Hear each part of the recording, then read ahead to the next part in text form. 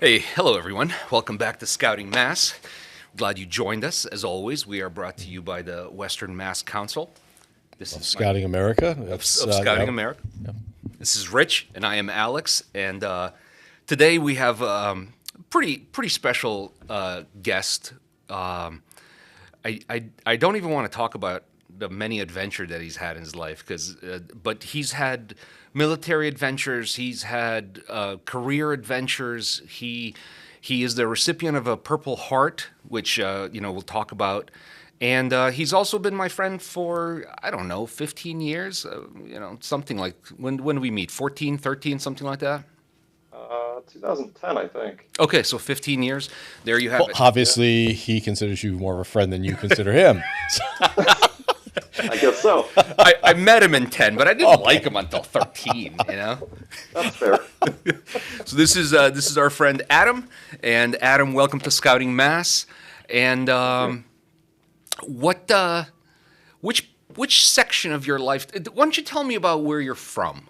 And let's start there, and we'll move on into other adventures. Sure. So I grew up on a small farm in New York, just outside of the city. Really nice place. It's Wait, a where dairy in New York? Hopewell Junction. You ever heard of it? I have not, except for you telling me It's about it. surprising that sometimes people know where that town is. It's about an hour north of the city, so, but it's a nice spot. It sits in the valley, so I grew up with nice views, I guess. Yeah, we raised dairy cows out there, so. Very cool. And I mean, I don't. You jump in when you want to. I definitely don't worry. I will. Yes, So, I'm not- I wasn't that I concerned. think you have a follow-on question, so I'll let you roll. I'll jump in. All right, so we start at the beginning. You were born. You grew up. Right, I was born. And what was the first time you departed that area? Was it to go to school, college, or was it to join the military, or how did you depart upstate New York? So my departure actually links back to 9/11. So at the time, I was working for a film company, building movie sets and stuff like that, and we were working on this set for the American Stock Exchange, and we were supposed to deliver it on 9/11, but they postponed it the day before and said, no, we're going to push it to the 12th. I don't know why it was such a weird thing, but so that 9/11 happens. We end up going down there 2 weeks later to set this thing up, and I remember seeing the devastation, and it was my inspiration to join the military. I was like, I need to go, fight for my country. So that's pretty much when I departed my hometown, and I really didn't look back. 'Cause now it's been 23 years, Yeah. but yeah, that was my inspiration for joining, and my journey really began in the Army. I joined the Army in 2002, and about 2 years later, deployed to Iraq in 2004, and then Afghanistan in 2008, and then got tired of that and ended up in the Air Force a couple of years later. So, what was your MOS or military occupational specialty in the Army? I was a 13 Fox forward observer Okay, artillery. in the Army. Yeah. Yeah. Yeah. Okay. Cool. He's King of he battle. speaks Army Yeah, yeah, MOSs, Yeah. I was. Oh, I didn't was. know I that. was. Okay. I was an Army guy. I did like 10 years and went in the Air Force and finished my career there. So, and what'd you do in the Air Force when you, as people say, saw it cross to the blue? Or yeah, Yeah. I went in as an aircraft mechanic. nice. I did that for about 11 years, and then I became a first sergeant. So now I'm in charge of people. So instead of fixing planes, I fix people. Okay. Cool. So. Yeah. Good. That's a cool. That's a cool. Are you career Red X on people or what? Oh, there's always Red X people. Oh, gosh. Red X is to be Red X means that you are permitted to To- close the write-up up and Oh, okay. sign off the Sounds like a maintenance term to me. It is a maintenance term. Applied to personnel. Okay, applied to personnel. Yep. Nice. Yeah, exactly. That's I think that's awesome. First sergeant was a career field I always wanted to enter, never had the opportunity, or through different portions of my career. So I always thought that would be really rewarding, and I assume it is for you if you're kind of still doing it, if you're on a follow-on tour. What do you find most challenging about that? I think it's finding time to ground yourself. You know, you put yourself, you put all of your time out there for everybody else, and sometimes you gotta remember to reset yourself. So luckily, I'm on a cruise ship right now, so There you go. There's your I'm reset. resetting a lot. You'll be good for a few Not more years. really, not really though, because you're working, right? But you just happen to be on a. He's I mean, not- I'm working, He's but not doing first you know, sergeant duty, so No. he's going to be very good for at least 3 UTAs after this. at least three. That's awesome. That's awesome. Good for you. Yeah, That's a good career field. Yeah, that's great. It's very So rewarding. backing it up, I couldn't help but notice that there is a book that just happenstancingly, Oh, yeah, sorry. that there you go, the other shoulder, that just by huge accident happened to land on the shelf for that mirror. Tell me, Might have. tell me, what is that book, and what is your part in that book? So a friend of mine wrote this book. At the time, he was one of the oldest NCOs in the army, and we were deployed together in Afghanistan. And actually, he was kind of traveling around the country to different units or whatever. But eventually, he ended up with my unit, which was called Swamp Fox, and we were about 15 people total. Very small team, and our assignment was, or our area of operation was about 500 square miles. So we had a lot of territory to cover. But what's in this book is a particular moment when we were there. We got into this firefight. Now, this was no normal firefight. It was. Yeah, not a normal firefight. You know, this was an Not like the everyday. Yeah, not like the every. that You know, we're like you go to experiencing. McDonald's, boom, there's a firefight. This is different. Okay. Oh, it's like a military Fair enough, firefight. Got okay. it? Yeah. For me, it was Sorry. not a normal one. Maybe I should explain that better. You know, a normal firefight is like someone starts shooting, right? And you shoot back, you engage, and it's over in 5 minutes. This was not like that. This was over 40 Taliban attacking 3 Humvees. And I just happened to be one of the gunners on those Humvees. So we were traveling down this highway, and I remember a moment when it felt spooky, like something was about to happen. We always said it's your spidey sense going off, right? Like something's not right. So within seconds of feeling that, bullets went across the road, and we were double-sided ambushed by this element. So And go back just 2 seconds. Sure. We were driving down this highway. You know, yes, most of our audience will imagine, you know, Route 90 or 91 here in Mass, whatever. They're gonna picture a 4-lane divided highway. That's not what you were driving on, right? What were you driving on, and what time of day was it? You know, set the scene a little bit. Okay. Yeah. sure.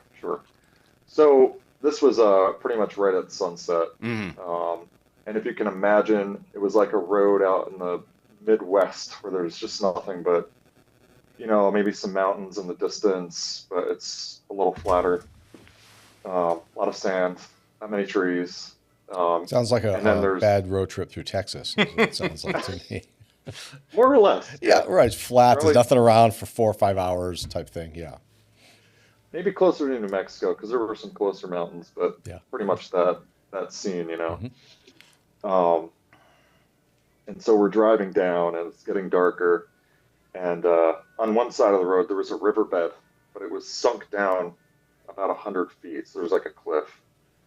And then on the other side, there was like a plateau and a cell phone tower at the top.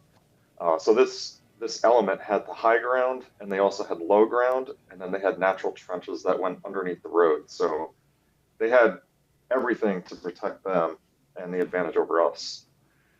So when this first kicked off, We just started engaging, um, but it was hard to tell where they were coming from at first because they were transitioning through these trenches. And so eventually they started popping their heads up and we could start identifying, where it was coming from. But the first 5 minutes, if I could describe this appropriately, it was like in a movie when everything's like chaotic and there's bullets going everywhere and there's RPGs flying overhead, rocket propelled grenades. Um, it was just insanity. And the fact that we lived through that first 5 minutes is nothing short of a miracle because I don't think any of us should have lived through that. But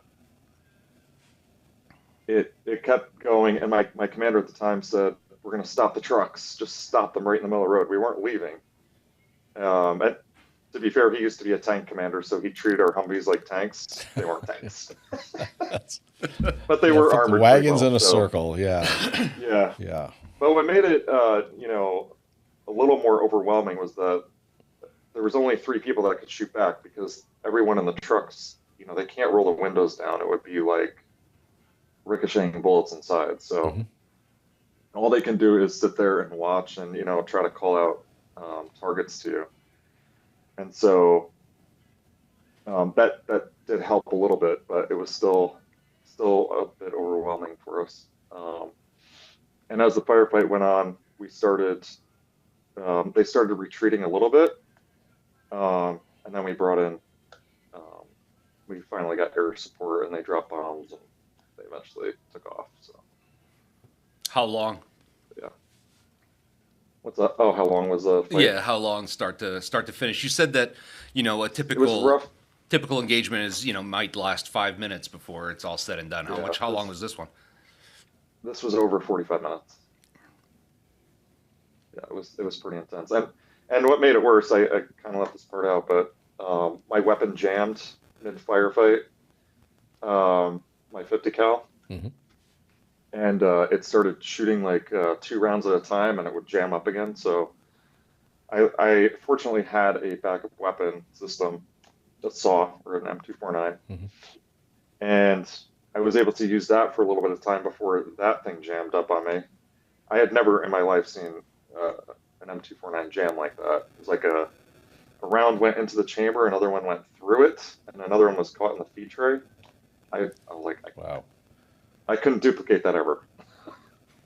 So that weapon system went down, my 50 cal was down, and I'm taking bullets from everywhere. And Oh my gosh. eventually, I got a quart of motor oil. I was like, just give me something, And so they sent it up to me, and I just poured the whole thing down the chamber, and I dumped it all over the ammo. Oh Of my the God. 50 I cal was now. like, this has got to work. Yeah. This And was then, you dumped it on the 50 cal, not on the M249. No, on the 50 cal, yeah. Yeah. Yeah, all on the feed tray and all over the ammo. Saturated the ammo. Yep. And so it finally started working, but now I also had a flamethrower because there were flames coming out. Sparking out. I didn't know you had tracers. Yeah. I know, right? I did have tracers, but That's extra tracers. but what was yeah. crazy is the barrel got so hot that when the bullets were going through, I could see the temperature difference. Like the bullet was cooler than the barrel. It was crazy. Wow. Fortunately, I didn't bend the barrel, but because I kept trying to switch back and forth to the other weapon system, so I was able to work through that. But yeah. Yeah. When you were driving, right? You said you had a spidey sense, but aside from that feeling, like what type of thing do you think about, or did you think about at that moment, or as you're driving down this deserted road? In my mind, I'm imagining the ball of the sun kind of dropping behind the horizon. I'm imagining the shadows coming up, which is spooky no matter where you are, let alone patrolling in a territory that might be filled with Belligerents. and- hostiles. Yeah. Combatants. What do you think about as you're just driving, right? So I'm picturing you up in the turret of the Humvee on the cal. Is that on the 50 cal? Were you up there, or were you as you were Yeah. moving? Okay.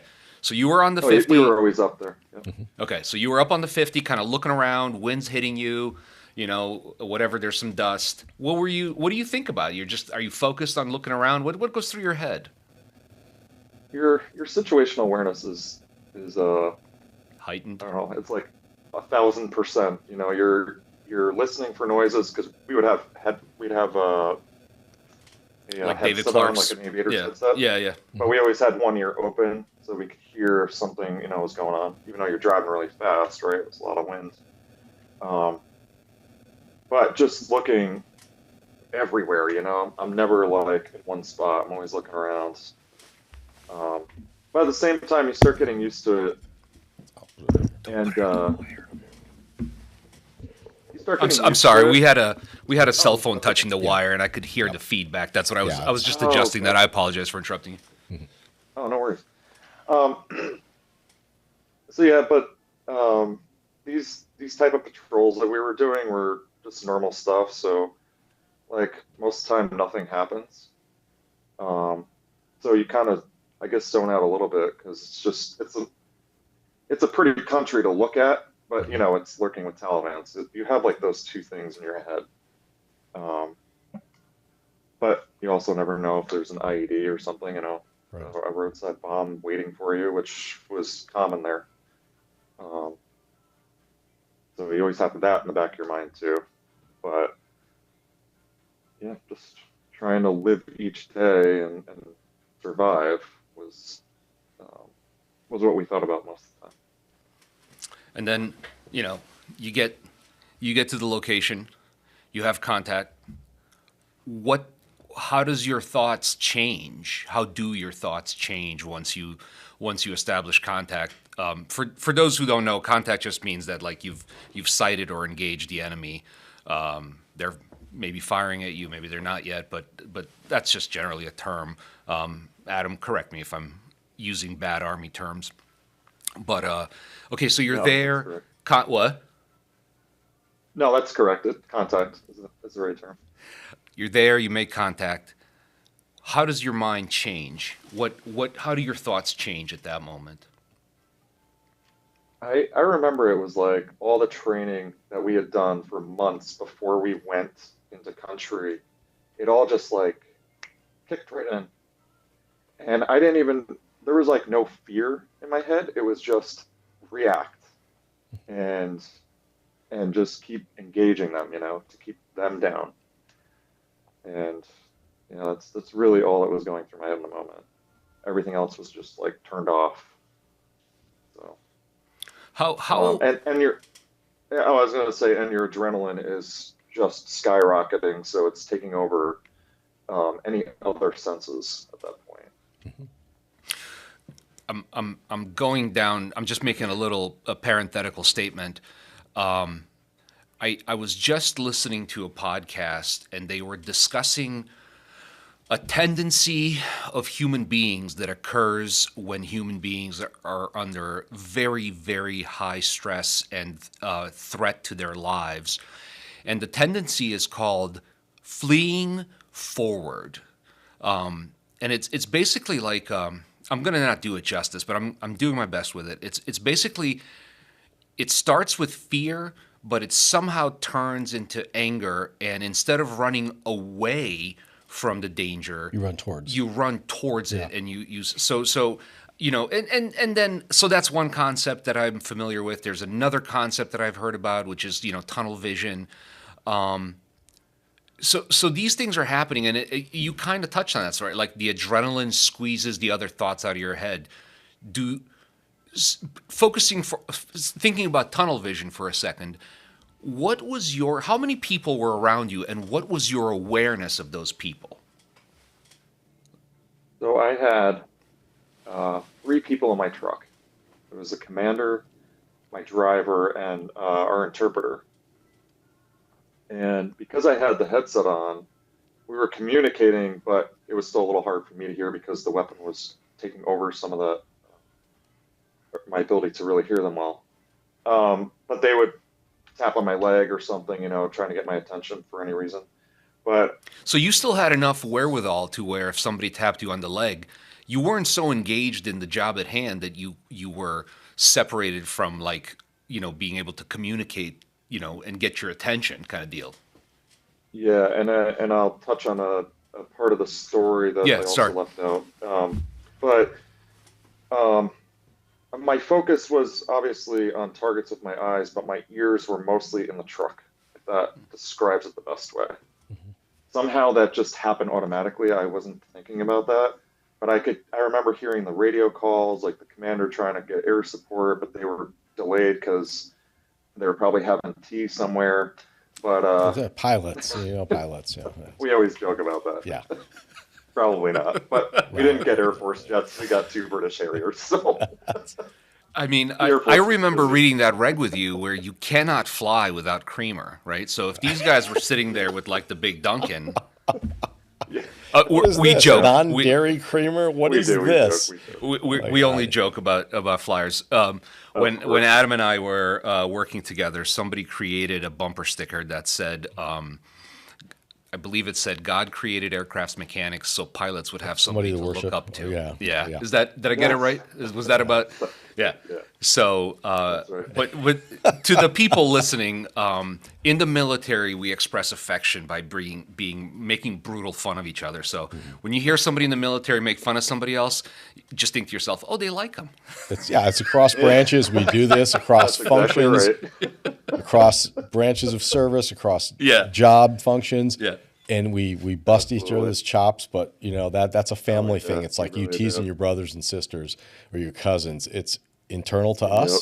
It's internal to us. We do it because we have utmost respect for the jobs people do, because everyone's job's important in the mission. So That's why it's so beautiful when the Marines, Navy, Army, Coast Guard, everybody calls us the chair force. You know what's happening there. They have so much love for the Air Yeah, Force, well- and they're trying to express it. Well, that's we know, of course, now why the Space Force was created, so the Air Force would have somebody to pick on. So it's That's yeah, fair. so just moves down the line. The new brother or sister. Up to your turn now. That's it, yeah. Oh my gosh. Anyway, so yeah. I'm sorry. Go ahead. No, Ray. please, you. I was going to say so. That's a pretty hairy situation, and I sort of knew where you're going. One of the answers was that your training kicked in, because we have that drilled into us in the military. So much that we're like, oh, I have to do this again. I can do this in my sleep. That's the point.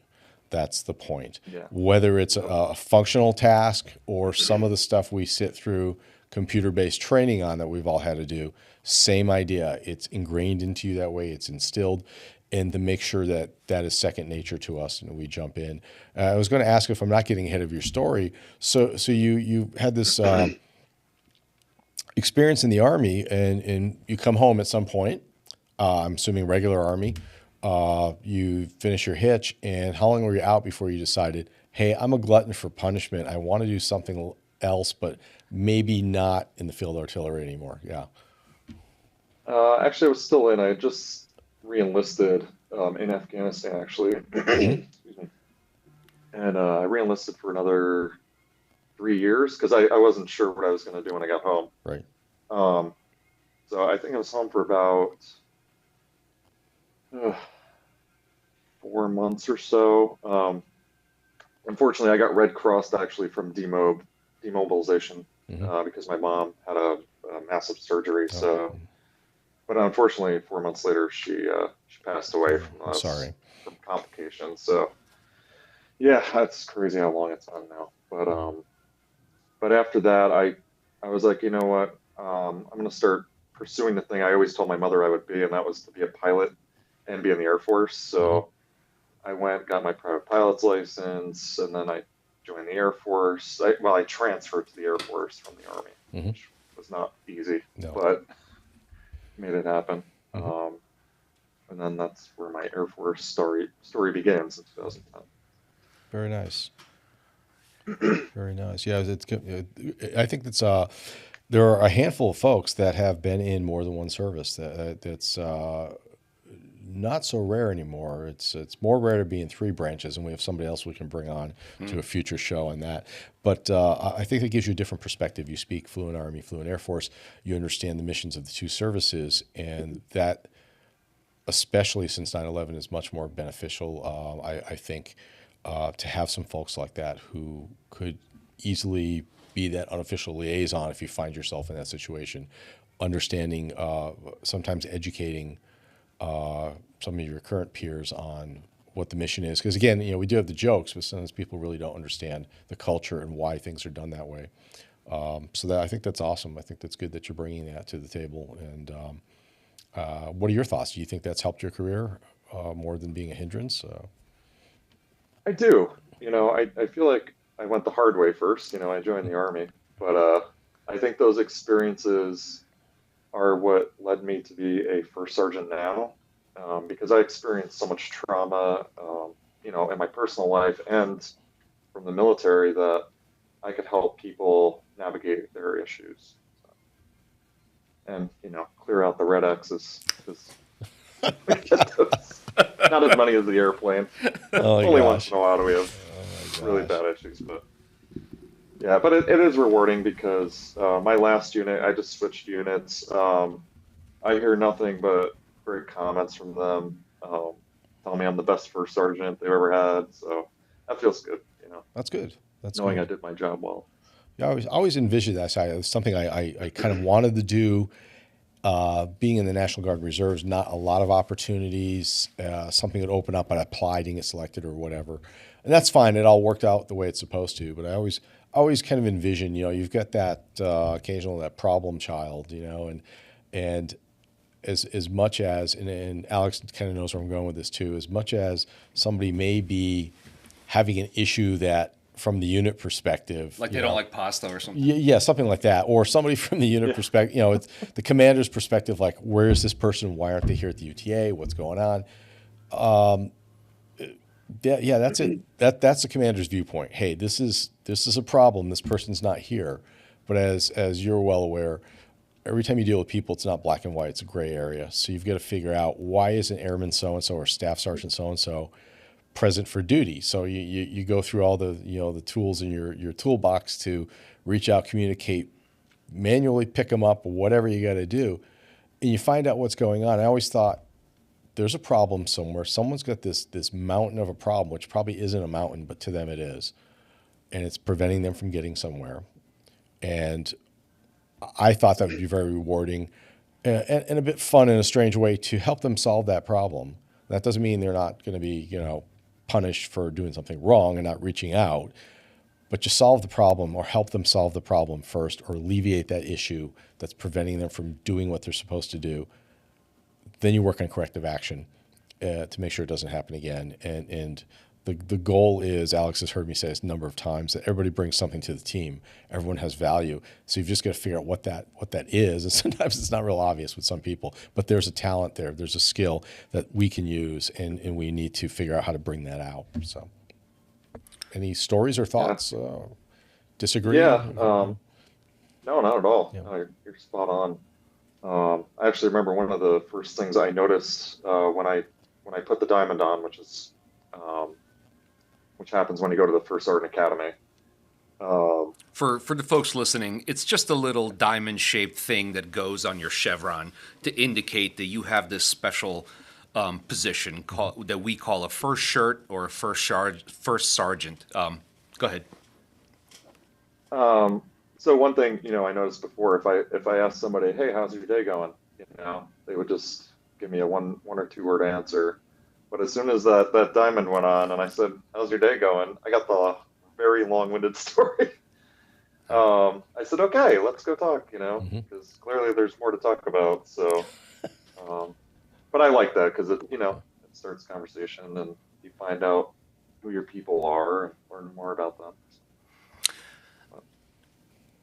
I don't want to get away from the first shirt conversation, but if I so hold on to where you're at, and let's go back to it if you want to, and same Adam. But here's a weird question. I remember somewhat well the first time you told me the we'll call it the firefight story, and the way you speak, you speak you speak sort of slowly, and you don't put a lot of like emotion into your sentences. You know, that's the way you've always been ever since I've known you. You know, that's just how you are. And the first time you told it to me, I didn't know what to make of it. Right? I had a a lot of mixed feelings. Right? Like part of me was jealous that I didn't think that I would ever get a chance to serve in that way. Right? A very small part, but I did feel that part of me was like, can I believe this guy? You know, like this is such an amazing story. This sounds like a movie, right? And it is in fact a book that maybe at some point in the world. By the way, for the audience at home, if you can't quite make it out, the book behind him is called "Never Too Young to Die," and it is written by Master Sergeant. We can't make out the words there. Can you read what his name is, Adam?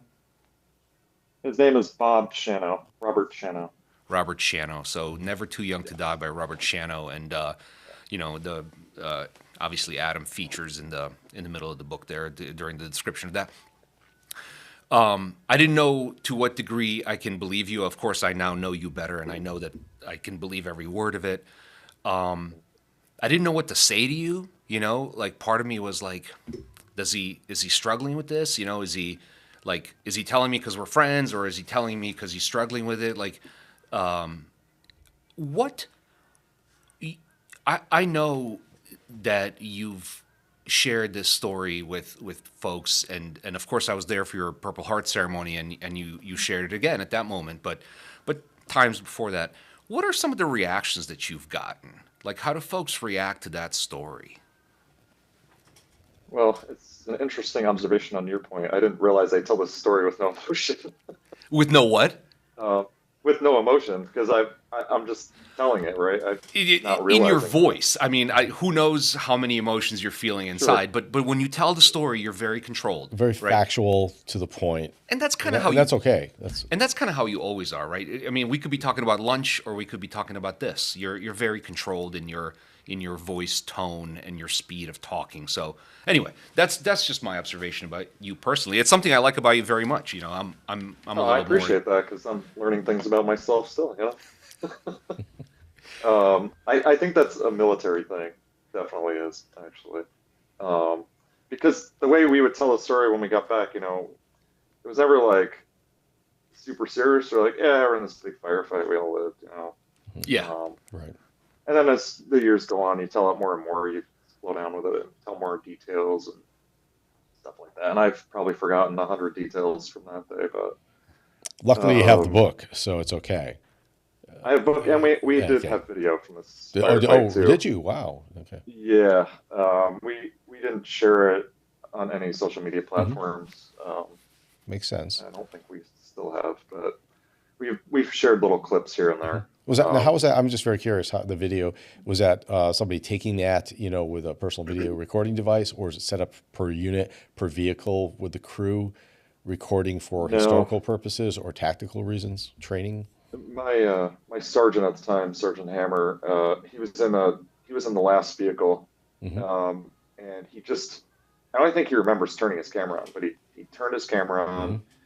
on, just a regular, Canon camera or something, Sure. and he put it up in the truck window, and just it ran Just the let whole it go. time. Just let it go. So, So just some kind of um, something told him to do that. It was not any kind of protocol, not normal operations. yeah, it wasn't a Wow. protocol. Wow.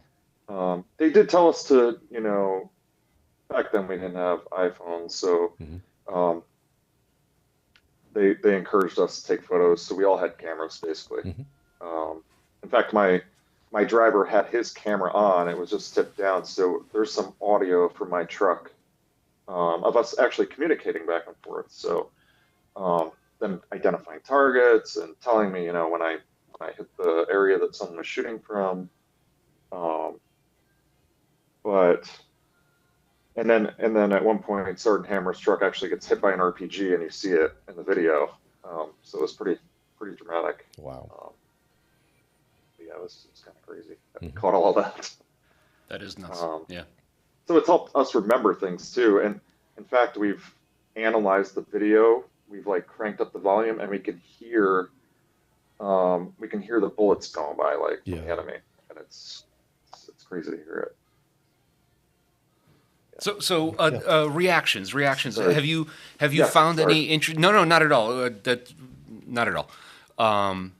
Have you had any weird reactions? Like, what is your perception of the people that you tell the story to? I think it's probably close to what you described. Like, can I believe this guy? Like, what is he saying? You know, this is a crazy story. And then I'm like, if I trust them enough, I'm like, all right, let me show you this video, and then I show them that, and they're like, oh wow, that really is. I don't think they know what to think. It just looks like a movie to them, I'm sure. Um, and I've told other stories too. Like, they're obvious one of the bigger ones, but there was one point I almost got taken out by a sniper. I mean, it was like it, if the wind wasn't blowing that day, I probably wouldn't be here because the bullet was like an inch from my head when it went by. Um, but yeah, it's almost the same reaction. People just don't know. I don't think they know how to react to it Mhm. unless they're military. That's different. Somebody that's already deployed. Um, I get they'll start telling their stories, but from just any civilian, it would it would be the same reaction you're talking about. I think you're right. The military folks, and especially since 9/11, I joined way before that, yeah, I had just shy of 40 years. So I started 1979, the Cold War, went to 2019, never deployed as a soldier or an airman. That's a different issue with me. That's something where, there's kind of a different feeling. Sometimes you said almost envious sometimes of him being in that situation, deploying. And there's a handful of us that didn't deploy that kind of feel that like, hey, what's going on? I didn't get to go.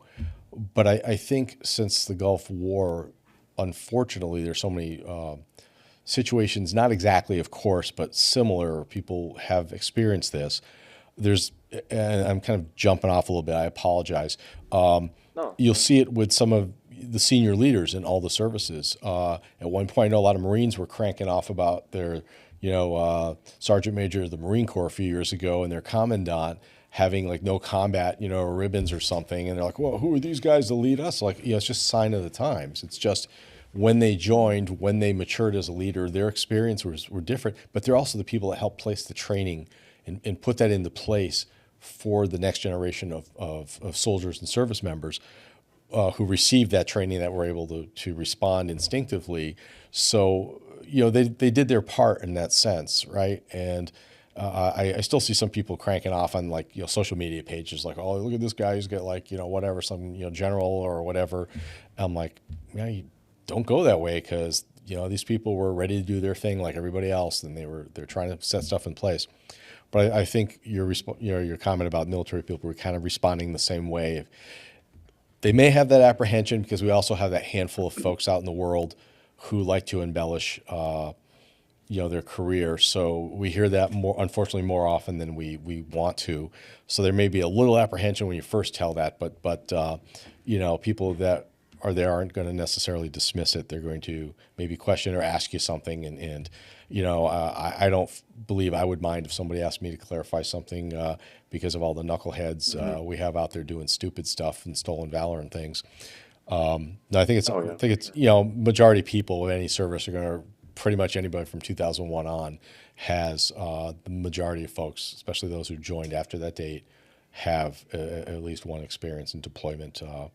They can relate to or connect with you on that. So that's again a very some street cred for the first sergeant, right? So I mean, it's just Yeah. not making light, just it's you've been there, you've done that type thing. You've been around, so Hmm. you've been in that role, in the combatant role. You've been in the the support role, logistical role as an aircraft maintainer, and now as a first line supervisor type thing, or a senior enlisted leader.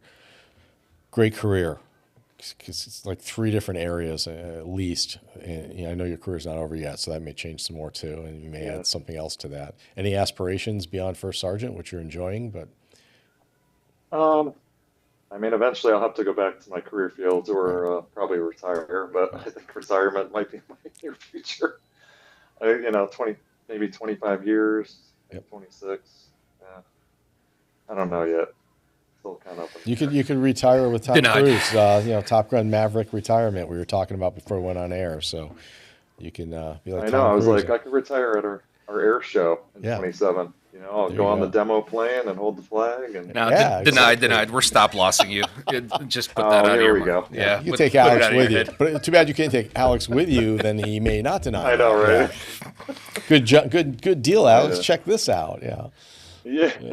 Guess Right. what you get to do. Comment on this. Comment on this. This is my perception about myself. I don't want you to comment on me. I want you to comment on the concept. When you told me the story and I had whatever civilian-like perceptions that I might have had at that moment about your story, I feel like I hadn't, melted completely into the melting pot of military. But what I've seen about myself, through the years, is that the more I read about military, the more I learn and do my job. It seems like there comes a time when, for me at least, most of the things I do, my mission and my goal is to like make it better for people, right? So we're not going to go into, and we're going to keep that separate. But what I do mostly. I just try to improve processes. But there's a reason why, for me, there's a reason why I try to improve processes, because I know that those processes are in place for a reason.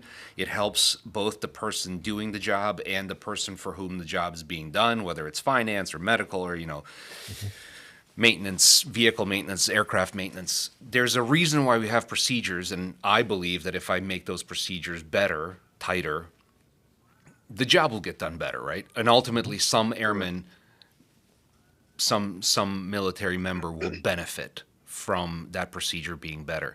So you pick up these little ideas along the years. There's a guy that Rich and I both know, and he gave me a present. It's an expression. It's you go to war with the people you got, not the people you wish you had. Mm-hmm. So that takes it back to a point that Rich was making about how everybody has something to contribute. And I think that when I don't know, I'll speak about myself. When you're young, you're ambitious, you want to do the jobs that are given to you. You want to make rank. You want to prove yourself. You want to do the things. It's almost like you're doing it for yourself.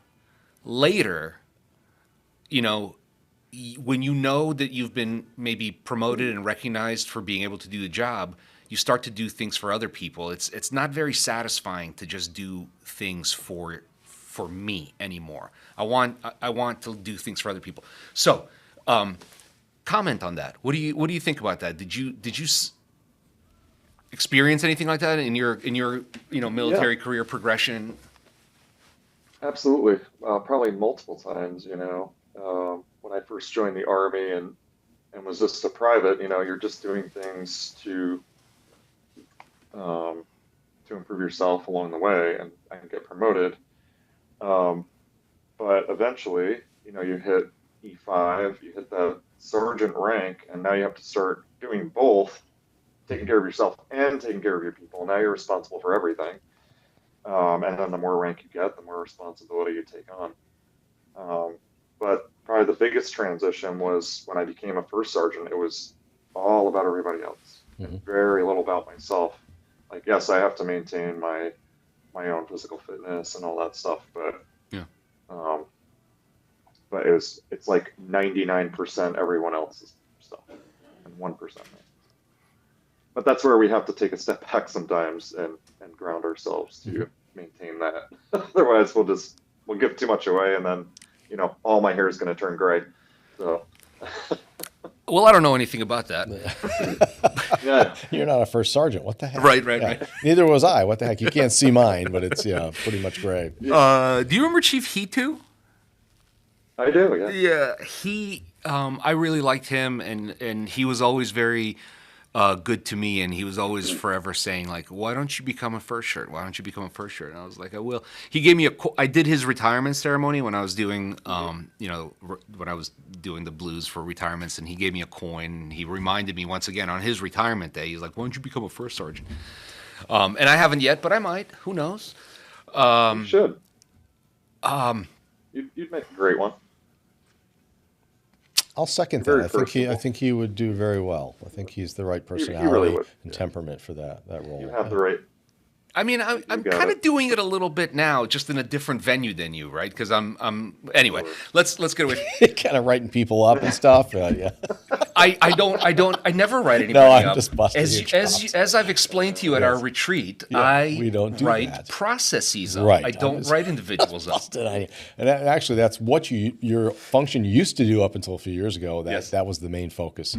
Unfortunately, Yes. it was looking at the negatives and not ways to improve, ways to increase performance, to assist. It was generally looked at, not everyone, but it was generally looked at as a here they come. So to add some context, I was quality assurance inside the maintenance group, and so part of my job, it wasn't all of my job, but it's the one you're kind of discussing right now, was to go out and watch somebody do a task. It doesn't matter what the task is. Change a tire.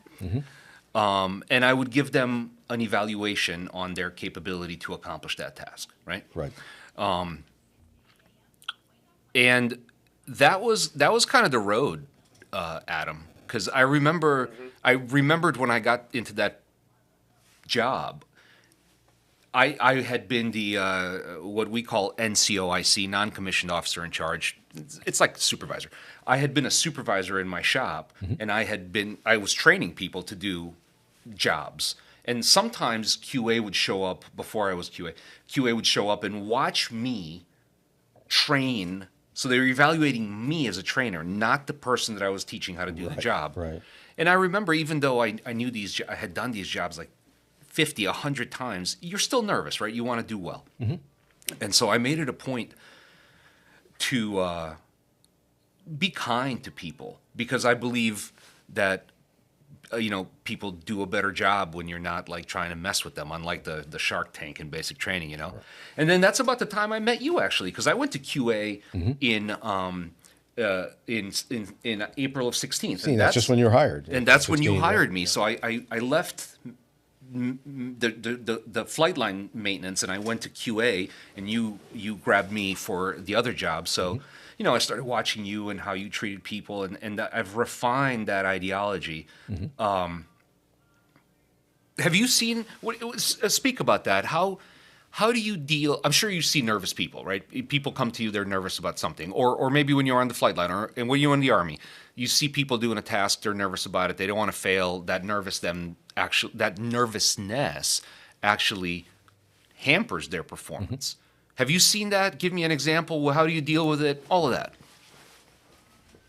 I've definitely seen it. Yeah. I usually go for the friendly approach. I'd be like, "Hey, everything good? Do you need help with something? Always slow down. Like, let's take a step back. If you're nervous about doing something, like, let's think about it for a second." That seems to be the best way, because it just grounds both of us then in that friend zone.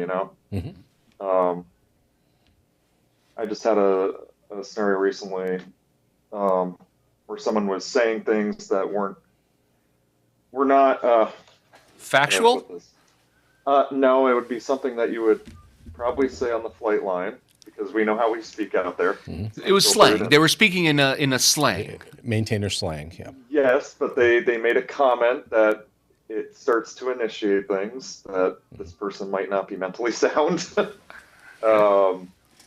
And so we have to take appropriate action. Well, this person just happened to be someone I knew for a very long time, and it made it a little awkward at first, as I brought them to see somebody to make sure that they were fine, which they were, and I got the sense that everything was fine. He wasn't actually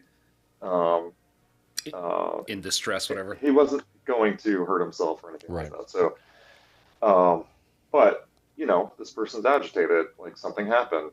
And, I was like, let's just take a second. Let's go outside. Let's walk, let's just take a deep breath. It's going to be fine. And then we'll go talk to whoever we need to, and we'll get this sorted out. Um, and again, that approach seems to work every time. So that's where I default to. You keep using the word grounded. Um, you went through a very stressful experience, and that had an effect on you. Is that where this concept tell me what you mean by grounded, and kind of maybe tie it back to stressful events that's got you thinking about getting grounded. All right, 1 second. No, no Getting a worries. phone call. I just gotta fix my camera. Okay. Um, well, when I say grounded, I mean it's letting go of all the stress you might be thinking of in that moment, and just okay. Let's start from zero. Um, Retract all of your thoughts and just calm down for a second, and then you're able to think straight again. I've learned this through therapy that I've done, meditation, things like that, that teach you stuff about grounding. And it's stuff that they talk about in the academy too, is making sure that you um, keep yourself in check. You know, it's like when an airplane has a crazy problem, right? Sometimes we just turn the computer off and it just fixes itself. It's kind of the same Reboot, hard concept. reboot. Hit the off switch. Yeah, exactly. Hard reboot. So That reminds me, that's more or less what I mean. Alex has heard this phrase from me, and I picked this up when I was a soldier. Being really stressed about something, which of course that's all very variable. We got Jeff Goldblum or something flying around in here. I don't know. Bad reference to 80s sci-fi How many movies. people even got that Yeah, reference? exactly. I did. It's Oh like three of boy. us, four of us. So again, that's all relative on your experience. I said I joined Cold War era, so we're doing lots of training. Our job at the time was ready to deploy to West Germany, which doesn't exist, to push into East Germany. That was our mission. And so we do our various training, and I'm fired up about something. I'm stressed about something. I don't know what it is. Not a big thing. And I remember this day, God bless him, has passed away. Command Sergeant Major comes wandering by, and he goes, "What's the problem, specialist?" I tell him what's going on. He goes, "Did anybody die?" I said, "No, Sergeant Major." "Did anybody get hurt?" I said, "No, Sergeant Major." "Then you don't have a problem, do you?" He goes, "You just get a little roadblock or something you got to work around."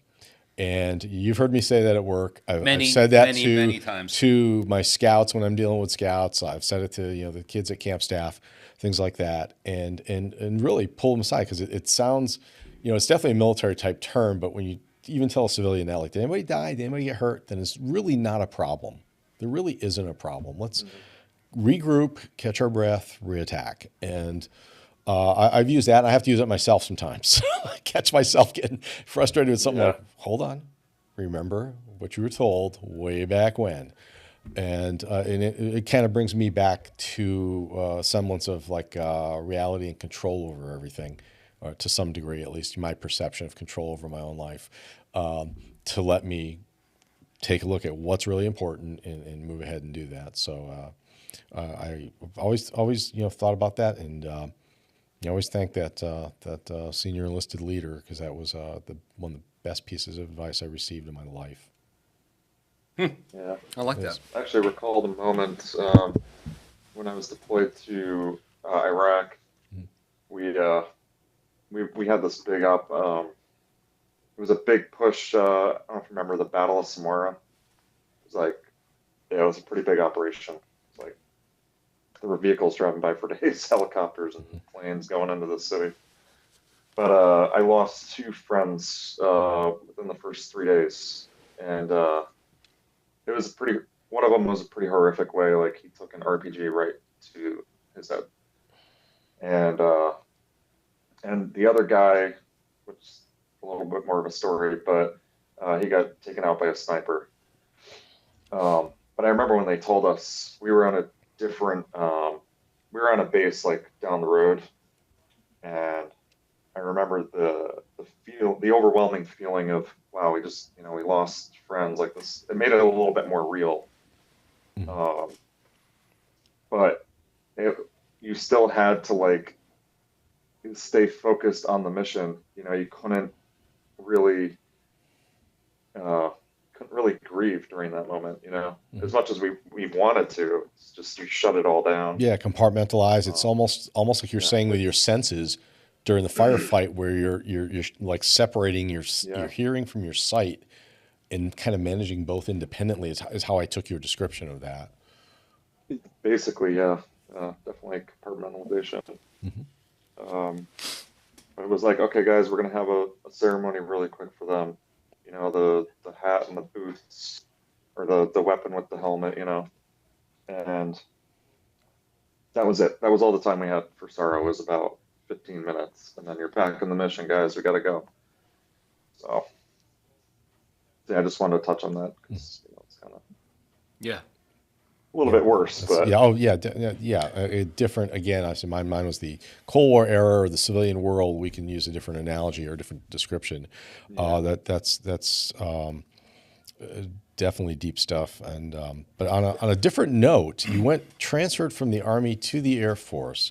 I have an important question here first. Well, we'll see if it's important or sorry, I not. wanted to make one more comment. Yeah, go. Yes, please do. Because this story, like I said, had a little bit more to it. So my friend who got taken out by a sniper, it hit me a little bit harder because I was supposed to be where he was. He just got swapped with me right before we left for this mission, and they were like, "No, we're going to put you down the road so you can provide field artillery support from the Paladins." Those are 155 tanks for those listening.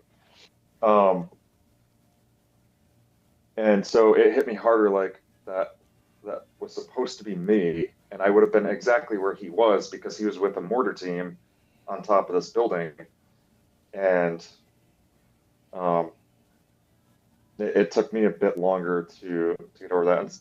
And I lived with guilt with that for years. So, but eventually it was what it was, right?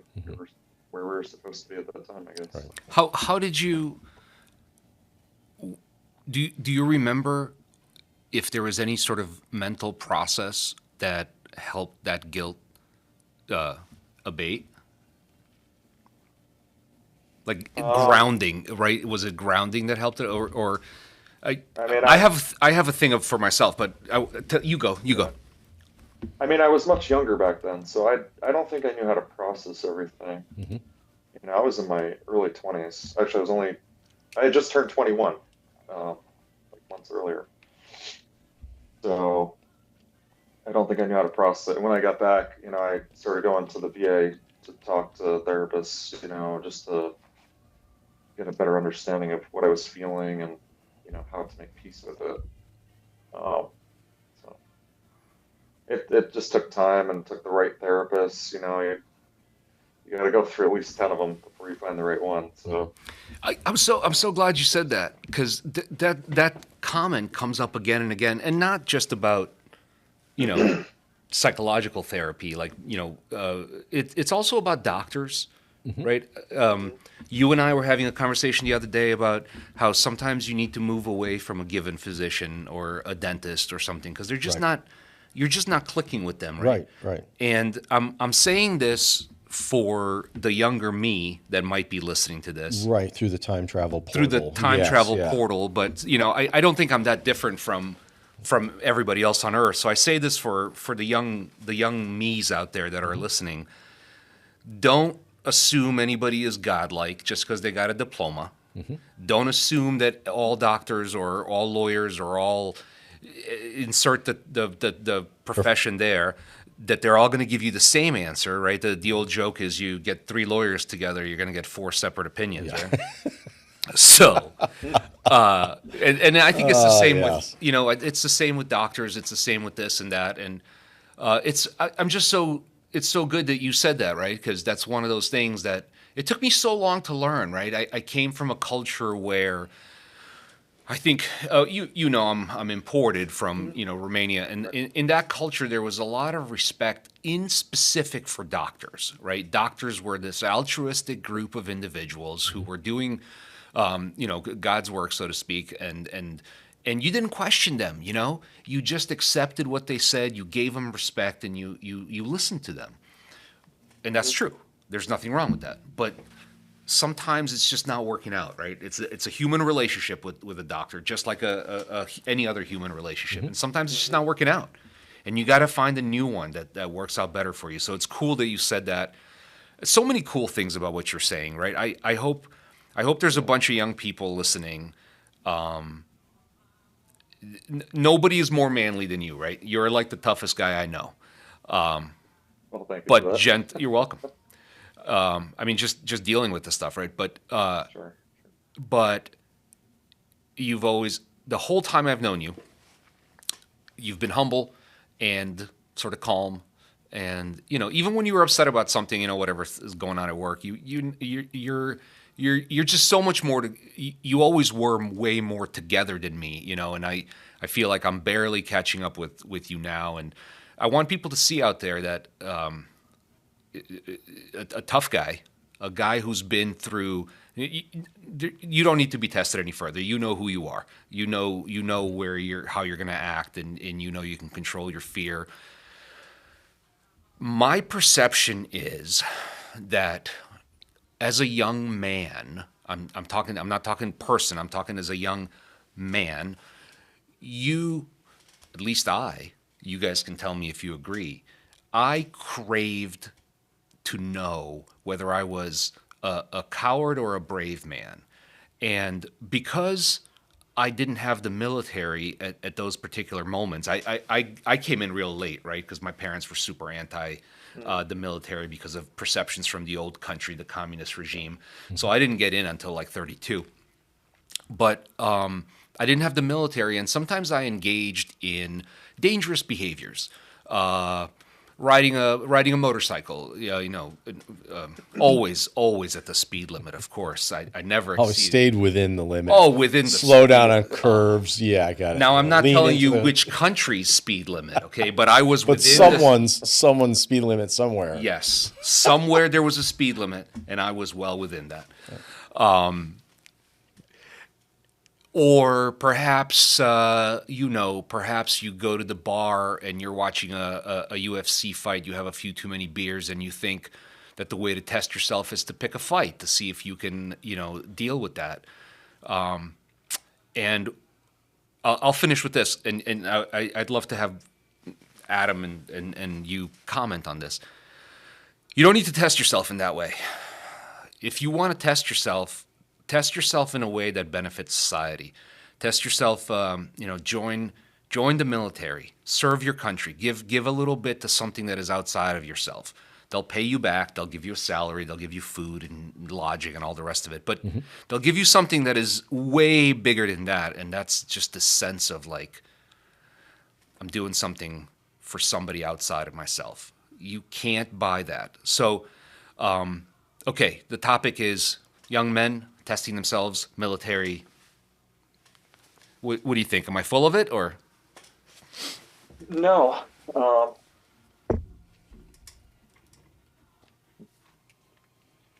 I think it's being in the military is definitely very rewarding. Um, I don't think I could have seen myself doing anything else.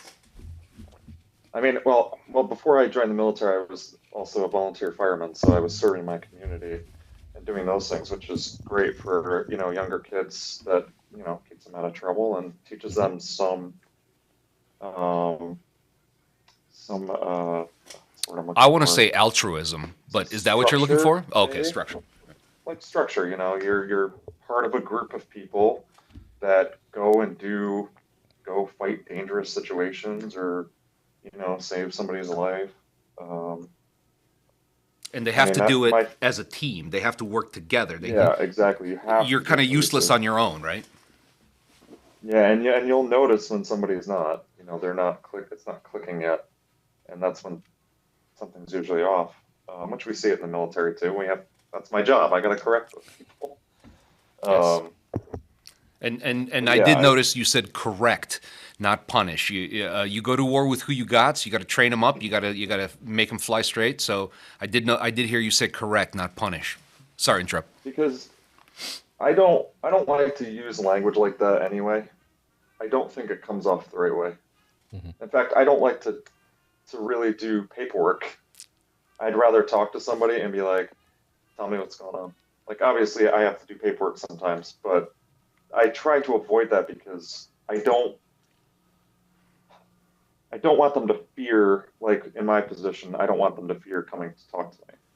Like I'm supposed to be a safe place for them, but also the person that, holds the standards to them too. So, um, but yeah, That's a tough job. That's a tough duality, right? They got to trust you, but it they is, also know that you might be in a situation where you might have to, take an action that they don't like, but they got to Yep. trust you to tell you. It's an interesting gig you're doing. it is. And then as I've learned this position, um, I've been able to, I've been able to, hard time with this. When it comes to like supervisors or the commander, when they're doing paperwork for someone, like let's just say somebody was late for work, right? And it was their, I don't know, first or second time. They're like, oh, write the paperwork. Here's a letter of counseling. Hmm. And I'm like, hold on a second. Why were they late? Right. What's going on behind the scenes? Let me talk to them first before we start going down this paperwork trail, because now we're just putting pressure on that person, Mhm. and they're probably going to be late tomorrow, you know, or they're going to be speeding on the way to work tomorrow. Like we don't want that either, right? We want them to get there safe. So, um, and it's been a little bit rewarding to me that when I say something to a supervisor or commander, it's taken at a different value now than it would have been when I was a tech sergeant, right? Now I'm a first sergeant. It's like my my voice means something, and people listen, Hmm. and I think it makes it just a lot easier to manage people. Did you want to react to the young men testing Yeah, themselves or I anything? think that's kind of it's not always a good thing. I think that does exist. You get in there, and that's one of those kind of stereotypical macho behaviors. You play football, you join a gang, and rob a bank or something, and or you join the military. It's just you're doing something there, and I think back to a previous comment or question a little while back. When you join the military, you're kind of in there like, okay, cool. I'm like an E1, and I want to be like a general, and you're just young and kind of just ignorant of the culture and the environment, and you're just thinking, which is good in a way. Like I can go as far as I want. That's actually kind of refreshing. And then that usually gets shot down by some sergeant. Like you just sit down over there and do down, what I'm talking about. And they do their thing, and you go, you fall in line, and you do your thing, and then you're part of that team that, goes to war. That is not the team that the sergeant wanted or the captain wanted. And I sort of dislike that phrase because I agree factually that that's correct, but I like to add on to mine where, okay, that's, you don't choose who you go with. However, back to my comment, everybody brings something to the team, and a good leader is going to figure out what that person does well. And if you have to reassign, give special duties, whatever, you capitalize on that, because that's going to make your team or your unit successful, because you don't always have a choice of who's there. So you bring the best out in them. Mhm. Yeah, I remember sitting in basic training. Like, hey, when we get out of here, it'd be really cool. Let's go to airborne school. I'm like, well, we're all talking stuff like that, which is okay. It's okay to go to airborne, but we're just, we're not even like fully qualified in the military yet. We're talking about stuff like that. So, and I'm just like chalk that up to just being a young junior enlisted, not too smart about stuff. Fast forward a few years later when I'm a sergeant sitting in a unit, and I'm like, hey, check this out, Colonel. Special Forces is running a 2-week jump school at Fort Devens, and he's like, are you insane? I said, we could be like the fully qualified unit. We're 6 of us. We could have the whole unit, airborne qualified. He goes, you're an idiot. Don't do that. Don't do that. We're not going airborne school. They actually pulled me aside to the executive officer. He goes, I went to airborne school. You're not going. We're not doing this. I'm like, okay, now everyone's got a badge. Everybody goes now. It's kind of the thing. Back then, that was like extremely rare. I'm like, well, that's how we go. We get to go. It's a 2-weeker. He goes, yeah, that's going to be worse than the 3 weeks I went through. No, we're not doing that. But people get jazzed. But it's good to be jazzed about that, because that's where someone's going to look and say, hey, maybe I need to change my career field and I'm more productive here. Or I always wanted to do this. Or looking, to your side of things, to like the command level, and like, hey, I'd like to be a first sergeant. This is a good thing. Oh, I didn't get to be a first sergeant, but maybe I help people by being a career advisor, or maybe I help people by just being a good leader and a good supervisor. And again, you have so much credibility as a first sergeant, where even as just a straight master sergeant, you may not have had as much outside of your AFSC or your specialty, Air Force Specialty Code, or your subspecialty within that. You may be really knowledgeable. All of a sudden, you just have this. It's just a change, and I noticed that when I got promoted to chief, that was the world was kind of like I would go out and be asking for what I consider a kind of like a favor, like, can I reschedule a UTA? Can I like root of this or something? And as a senior, I'd send it to the commander, like, hey, is it okay if I, flip this and come in and do it at the sister unit at Barnes or whatever? And, oh, no, sorry, we can't do that. Sorry, senior, can't do it. So fast forward, putting on chief, I'm like, hey, Colonel, would it be okay if I did this? And I get the note back, Chief, by all means, please just let us know when you arrive. Signed, John, or whatever. That's his first name, but it's my rank. And it's just, I had generals do that. Generals would flip the rank thing. And you've seen that dynamic, right, in our volunteer engagement with scouting. It's just kind of funny. The rank thing between a few people still hangs on depending on the rank. But I found instant credibility becoming a senior master sergeant. Actually, I saw more respect as a senior all of a sudden, being TDY and trying to just get a shuttle bus from the dorms, to billeting, to check out and get on, get in a cab to get to the airport to get the heck out of Mississippi. And they're like, yeah, the next bus is coming in about an hour and 15 to your location. I'm like, okay, no worries, hour 15. And then the guy goes, well, what's your rank? So I'm senior master sergeant. He goes, oh, hold on. We're sending a van over for you. I'm like, you don't have to do that. No, so there's some neat things, and it's that rank has its privileges, right? But it also has its responsibilities, which is the last part of that phrase. People forget that. Civilians will use that. Frequently people in management positions that have some perks. Well, rank has its privileges. Well, it has its responsibilities. And you can delegate authority, but you can't delegate responsibility in my assessment. You're ultimately responsible for your people, your team, your unit, their actions. If somebody says, hey, one of your guys screwed up. No, they didn't. I screwed up. And I've got to own that and again, fix that. That doesn't mean they necessarily screwed up. I screwed up because I didn't give them proper instructions, or the importance of completing a task on time or by a deadline, back on me. But no, I think that young, male kind of attitude, searching for that I'm brave, I'm competent, I'm a worthy thing.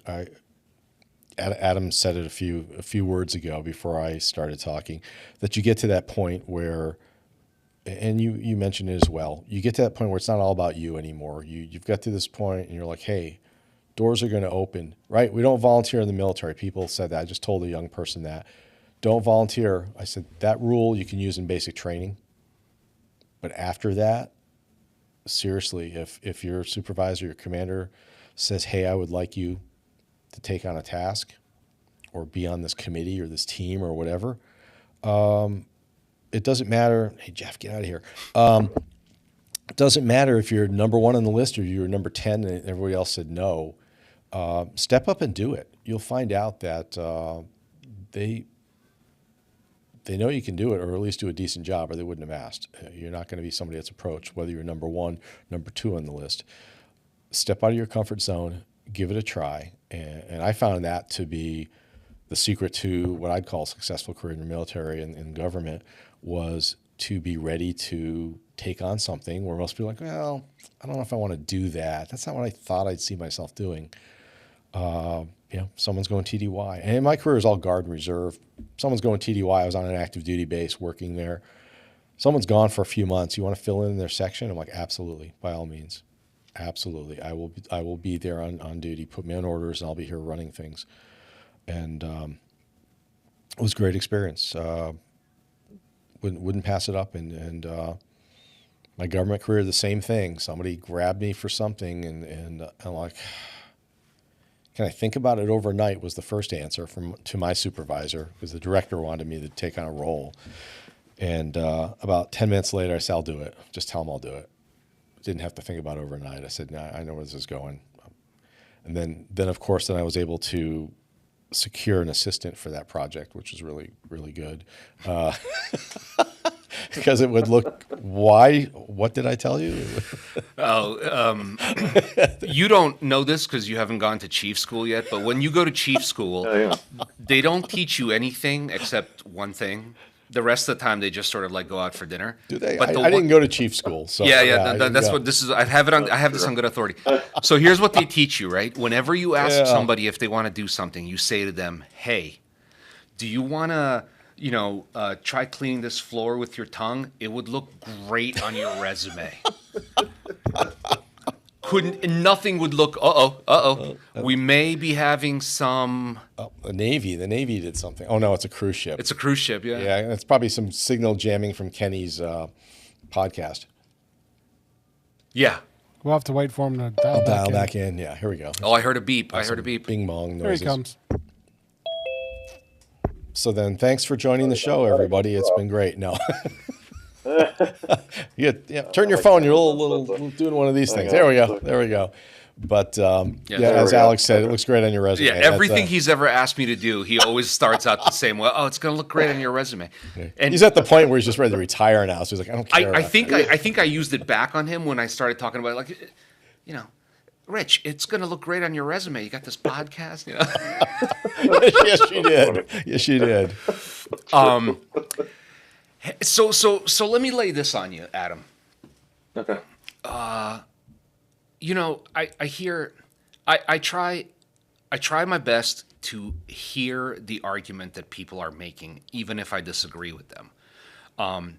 There's an argument that's been in society for not 5 years, but 5,000 years, which is kind of, to sum it all down, war is bad, right? War, what is it good for? Here's my answer to that question.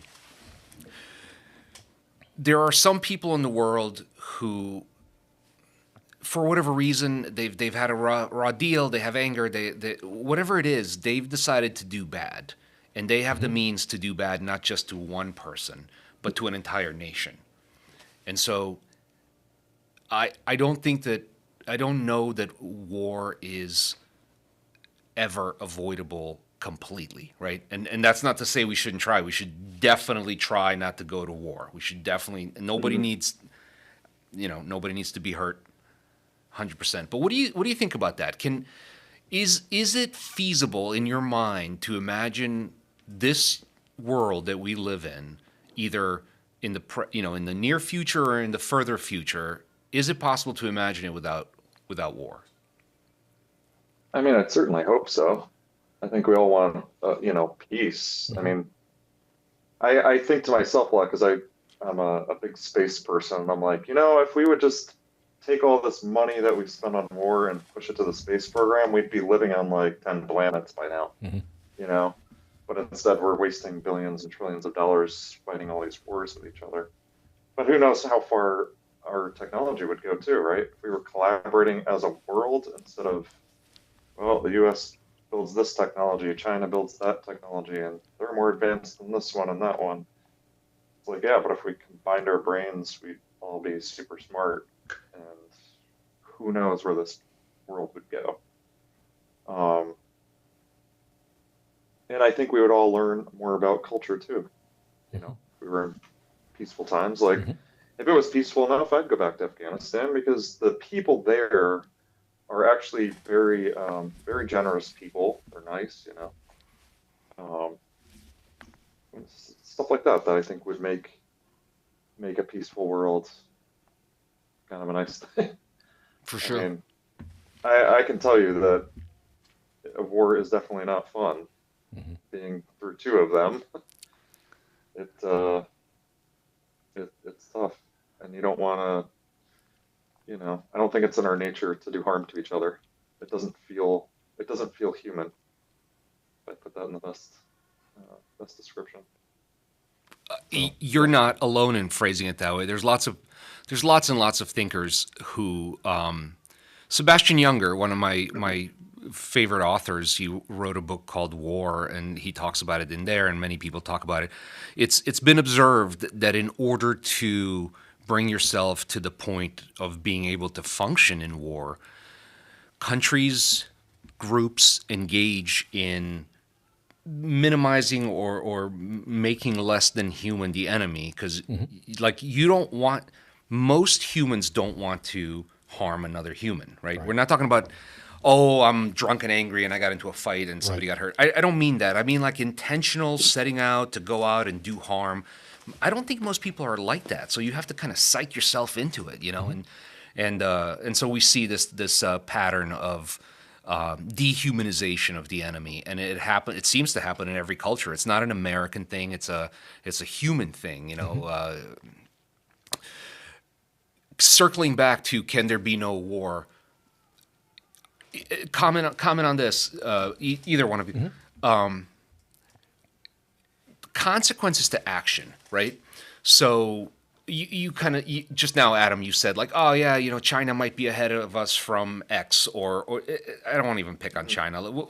Country A has this better weapon, and so country B has to like catch up, right? We have to train people, we have to spend money to catch up.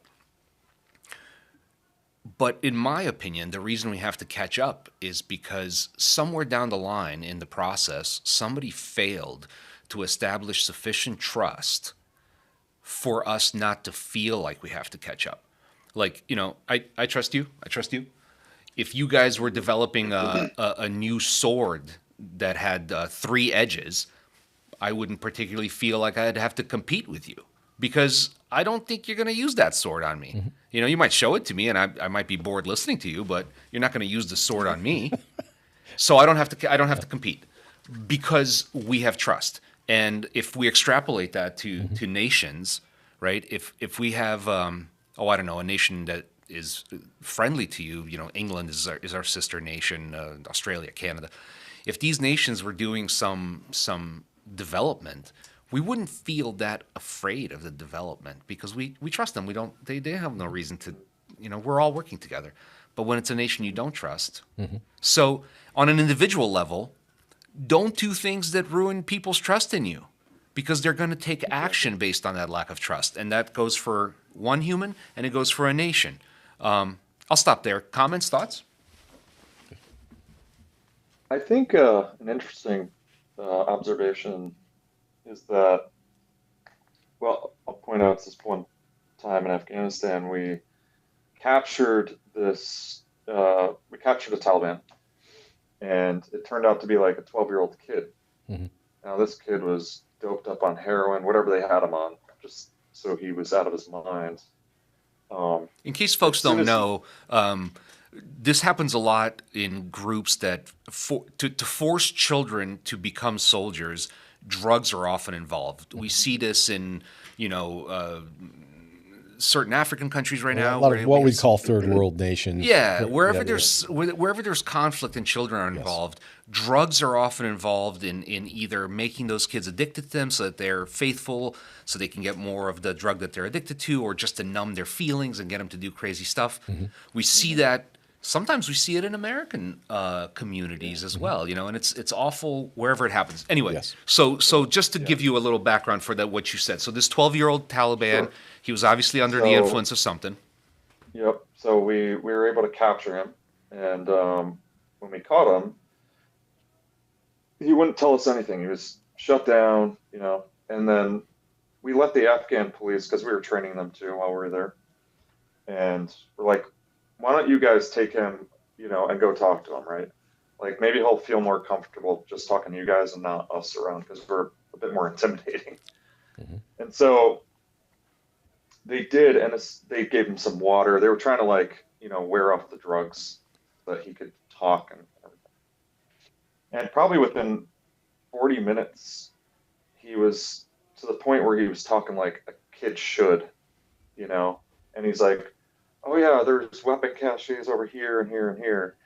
And then we gave him some food. We used that to build a little bit of trust.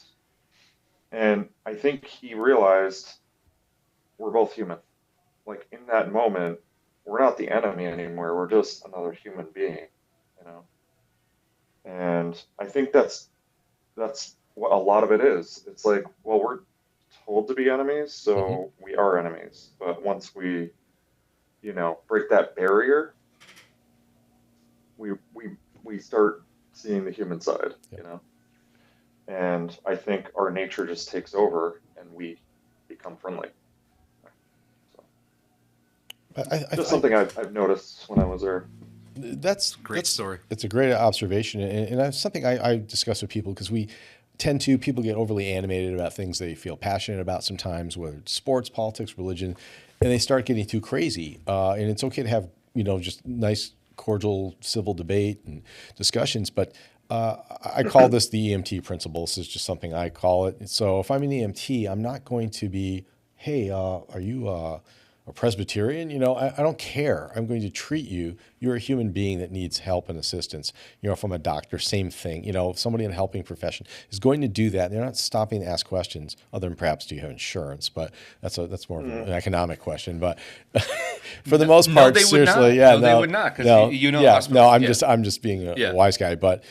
Really, you're looking at, oh my God, here's somebody distressed. If I'm driving down the street on the way home and I see a car accident and I'm like, oh, I wonder if someone's going to call an ambulance. Like, well, no, that might be me, or I might be the first guy there that's directing traffic around them, doing some basic first aid, whatever happens, because there's somebody in distress or need. So to that point, this is just a child. This is a human being, and this is somebody that we have a bond with. We have similarities in a connection. You were going to say something as I was going to jump in, and then I have a couple quickies before we.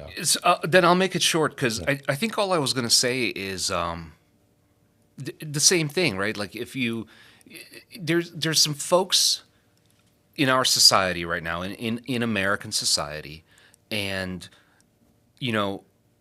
I respect their point of view. They are protesting the war. The given military action at the moment. It doesn't matter what that military action is, right? Whenever we've had any kind of military engagement in this country, we've had folks who were protesting against it.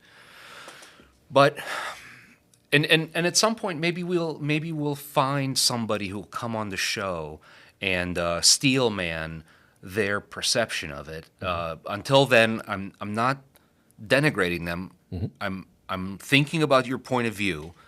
And I'm hoping that if you have that point of view, you'll see that look at Adam, look at what he's talking about, listen to these stories. The military is not an ogre. The military is a group of humans, very much humans, who are tasked to do a job. And if you have a problem, the problem is with the administration that is tasking the soldiers, airmen, et cetera, to do that job. Right. I remember, and I'll be quiet after this, but I remember after 9/11, I was living in a town in Connecticut called Storrs, where the Yukon is, and we had just gone to Afghanistan, and I remember all these lawn signs, those little two-legged lawn signs, and they all said "Support our troops," right? And I remember that there was a lot of conversation at that moment over, the existing, the CNNs, Foxes, ABC News, the established ones, because the internet hadn't really exploded yet, and cell phones hadn't really, smartphones hadn't exploded yet. But I remember a lot of conversation talking about how Vietnam veterans returning from Vietnam were treated. They had garbage thrown at them, and they had insults thrown at them, and it's because those folks in America at that moment were upset about the war in Vietnam, and that upset was being channeled the wrong- towards to the wrong parties. to the wrong people, right? These guys were, I mean, I don't know if everybody listening understands, but if you don't follow a direct legal order, you can be prosecuted, you can be put in jail, and if the situation is dire enough, the consequences might be your life. Those feelings wasn't just Vietnam. Those actually existed in society up to the Gulf War in '91. I got a little bit of that as a National Guardsman, just showing up in uniform somewhere. People are just like, "What are you doing here? This isn't for you." Yeah, why don't you get out of here? And yeah, exactly. And people in the street downtown Springfield doing something, or recruiting display with a Humvee, and people walking by making very rude, sarcastic comments and things.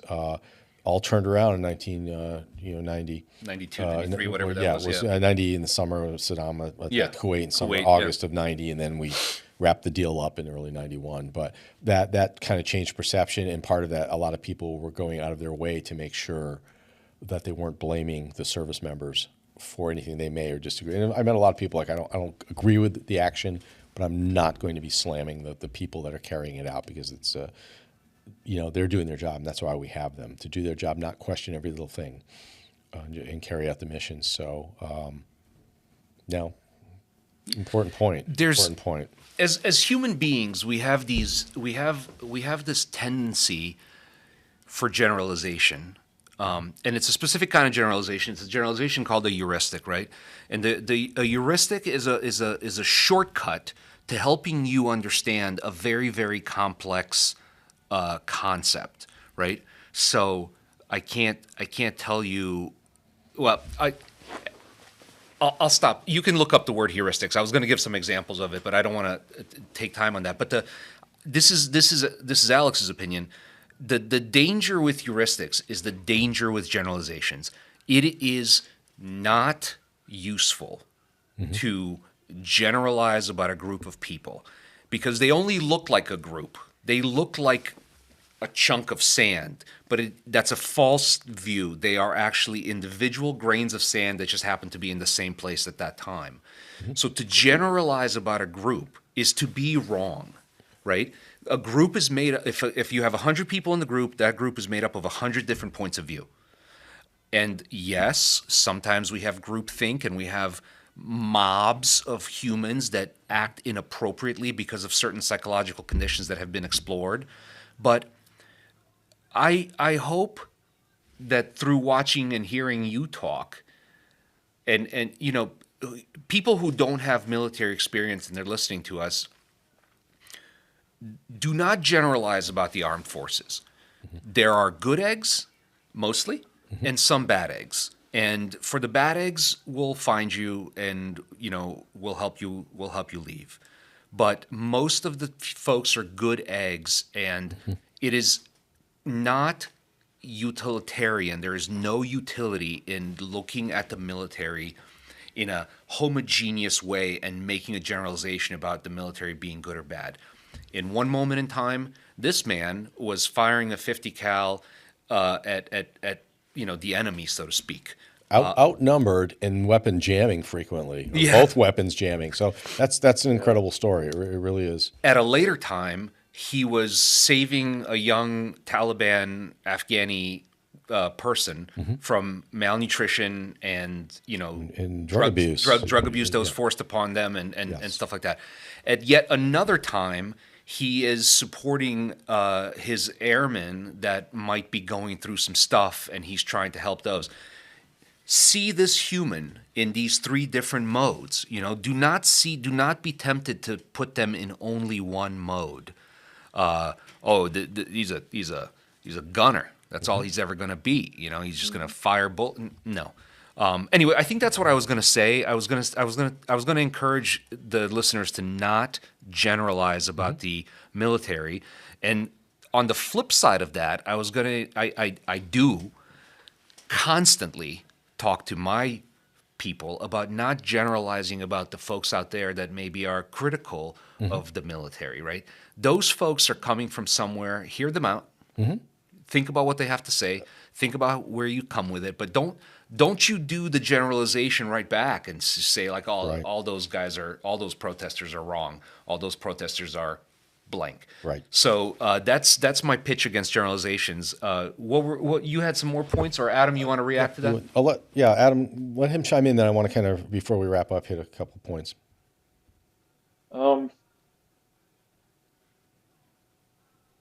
Kind of lost track of where we were. Sorry. Generalizations is the big yeah. topic, right? Like Oh yeah, I'm sorry.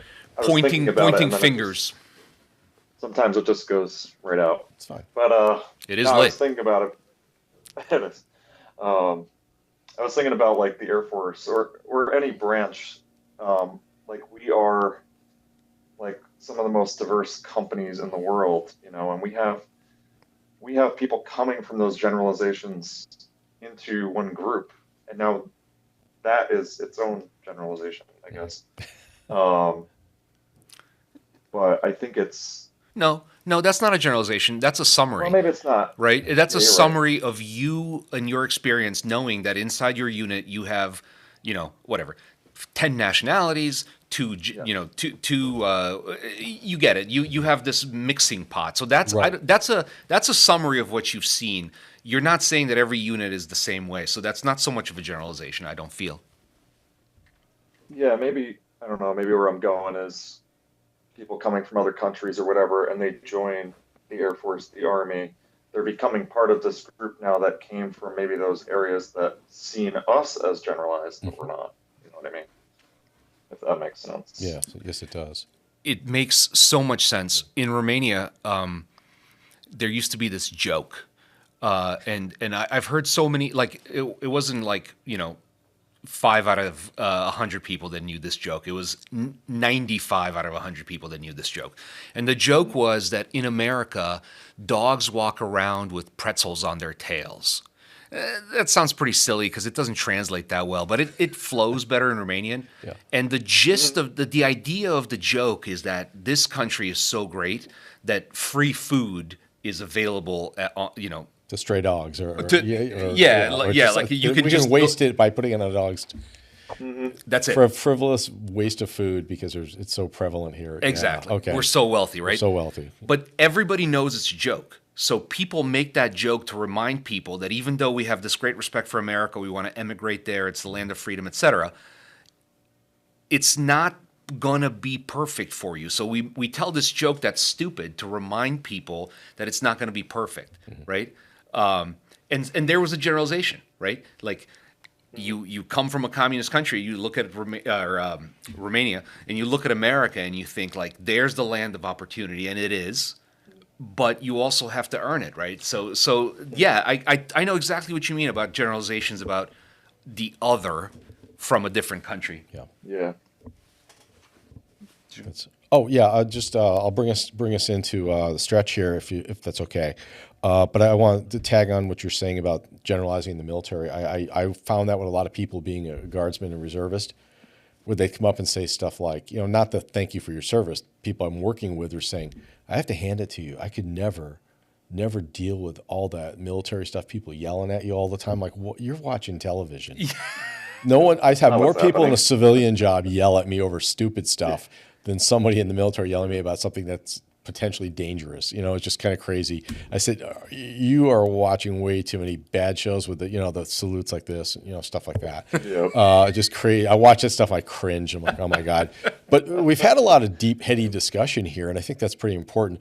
But I want to lighten it up. And so this is something we call the lightning round. Ooh. No, actually we don't, because I just made that up. So, Yeah, but I we've just never thought called it the lightning I'll round. just throw some questions out, and just to kind of get to know you a little bit more aside from the military side. But I did want to ask, and the other ones will be kind of one-word answers.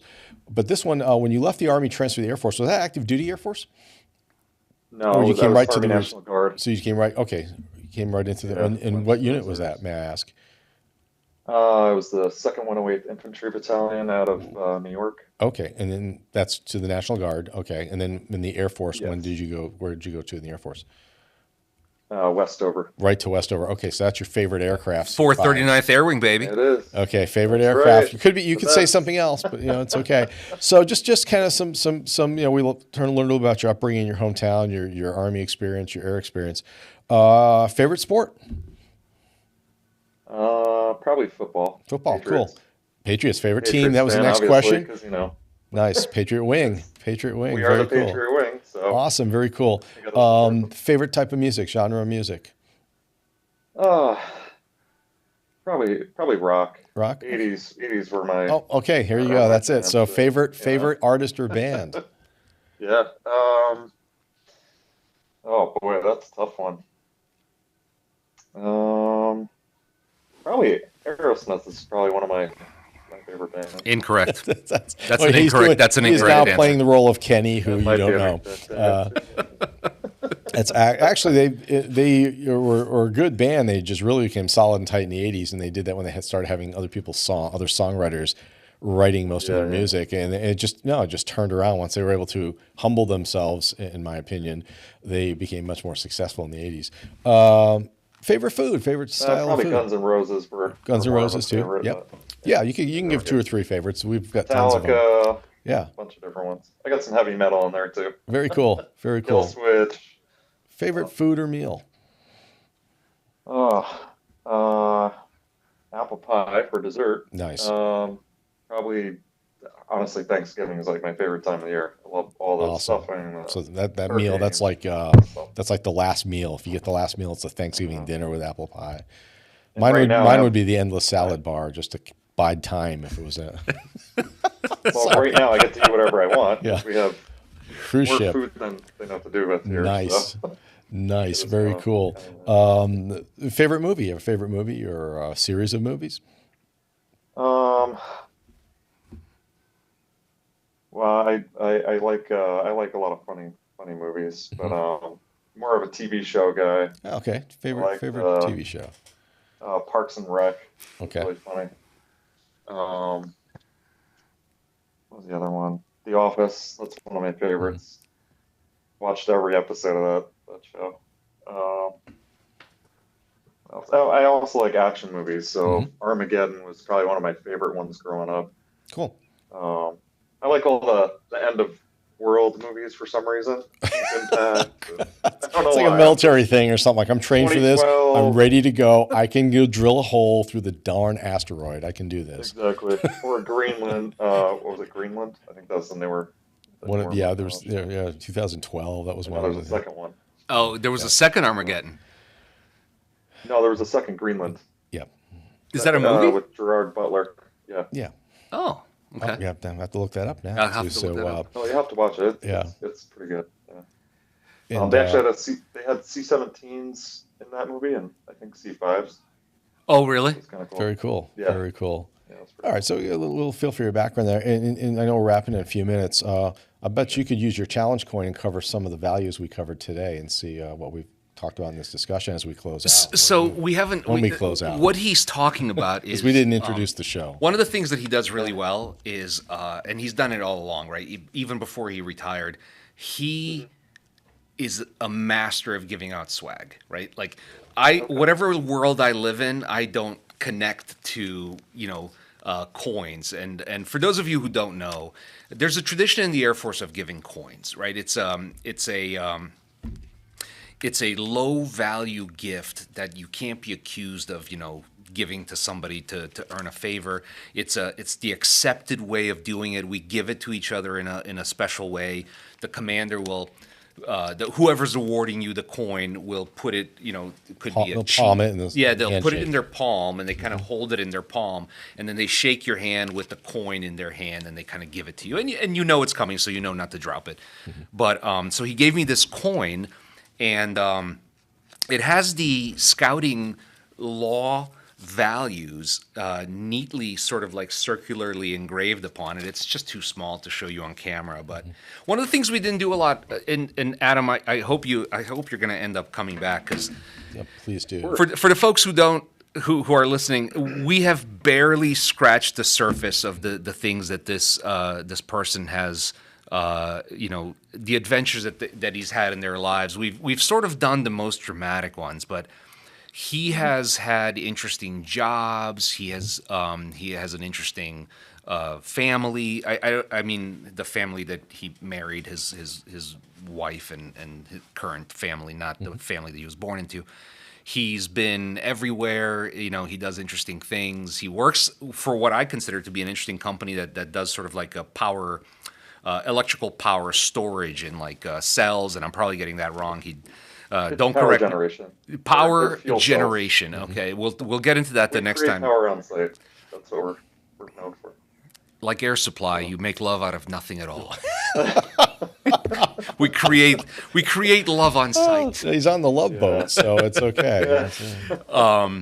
Anyway, I got some more though. Favorite car Oh, Yeah, it's a good one. that you Favorite want or car. that you've had? I like a Bugatti, but those things are a little bit expensive. I don't know if I would.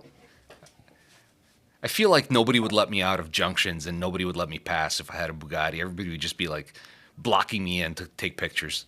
Yeah. I kind of wanted a Cybertruck, but it's a little bit ugly. You think so? I do not think that No, truck. it's all right. We're not It's going to get into the terrible. politics of the person who owns the No, corporation, but that's I fine. I think it's an innovative design. It's cool. I like hope how it's it leans cool. on the DeLorean, sort of like stainless steel. But okay, Yeah. so that'll be it. It's a Bugatti or a Cybertruck. That or a Tesla. Yeah. Tesla's obviously a little more achievable than a Bugatti. Favorite word? Favorite word. You're no, not that word. I'm gonna say you're right. I don't know because I never hear that. That's definitely Oh, you're leading married. That's leading into another show for sure. Exactly, for sure. What do you love?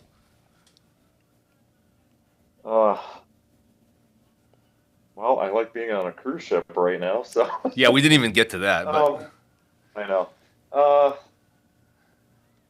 I love mountains. That's probably my favorite place to be is on a mountain. that's Whether it's Awesome. skiing or hiking, that's my zen, I guess. What do you hate? I don't know, not much. That's a hard one.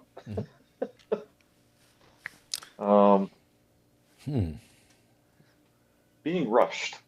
Hate being rushed. Huh? My wife too. Yeah. I like to take my time. Her too. Man, there's so much stuff we didn't get to, but Oh, I know. this 2 hour, just about hour and 45 minutes flew by like it was nothing. And It really did. will you come back? Because we got Absolutely. more stuff, but Yeah, we can talk more topics, Definitely. yeah, we have to ask you about aliens. Get into some deep don't stuff. say Oh, boy, anything. here we go. We'll just leave it. We'll end it on that cliffhanger. So nice meeting you, Adam. I'm looking forward to you great coming meeting you. back. And we touched on this.